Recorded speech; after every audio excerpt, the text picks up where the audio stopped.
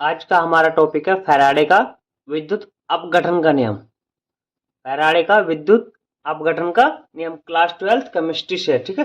Faraday ने विद्युत अपघटन से संबंधित दो नियमों का प्रतिपादन किया जो कि इस प्रकार है। प्रथम नियम के बारे में देखते हैं। ठीक है। वैद्युत अपघटन के समय इलेक्ट्रोड से मुक्त होने वाले पदार्थ की मात्रा उसमें प्रभावित आवेश के समानुपाती होती है। ये हमारे एक पोर्ट बना हुआ है, इसमें NaCl का घोल है और दो इलेक्ट्रोड लटके हुए हैं। एनोड पर हमारा माइनस चार्ज होता है और कैथोड पर प्लस चार्ज होता है। अब देखते हैं उसमें प्रभावित आवेश के समानुपाती होते हैं। W समानुपाती क्यों? तो समानुपाती का चिन्ह हटाते हैं तो किसी नियतांक से गुना कर देते हैं। तो जहां पर Z एक नियतांक है, W बराबर Z इंटू क्यू हो जाता है। क्यू बराबर IT होता है। अगर हम क्यू बराबर IT रख देते हैं तो W बराबर ZIT हो जाता है। जहां पर Z एक समानुपाती नियतांक है तथा इसे विद्युत रासायनिक तुल्यांक भी कहा जाता है। कहते हैं या कहा जाता है। अब इनकी वैल्यू देखते हैं। आई हमारी क्या? आई हमारी धारा है, टी हमारा समय है, डब्ल्यू हमारा तुल्यांकी द्रव्यमान है।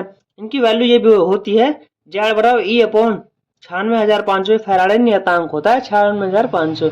यह डब्ल्यू बराबर ई अपॉन 96,500 IT और यह जेड बराबर डब्ल्यू, ये तीनों इसके फॉर्मूले हैं।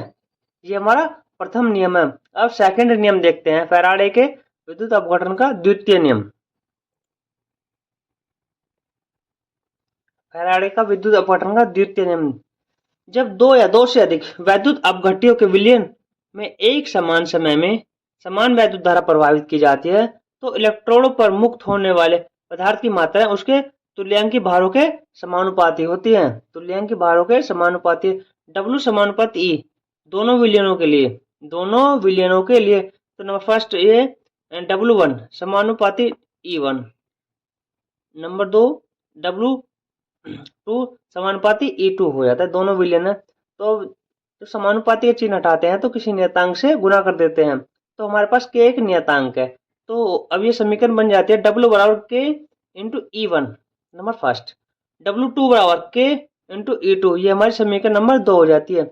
समीकरण 1 और समीकरण 2 से K बराबर हम जब 1 रख देते हैं, जब K की वैल्यू हम 1 मान लेते हैं तो W जब इन समीकरणों को हल करते हैं तो W1 अपॉन W2 बराबर E1 अपॉन E2 हो जाता है। यही हमें प्रूव करना था। जहां पर W1 व W2 पदार्थों का द्रव्यमान E1 व E2 तुल्यांकी भार होता है। वीडियो पसंद आए चैनल को लाइक करें, सब्सक्राइब करें। धन्यवाद।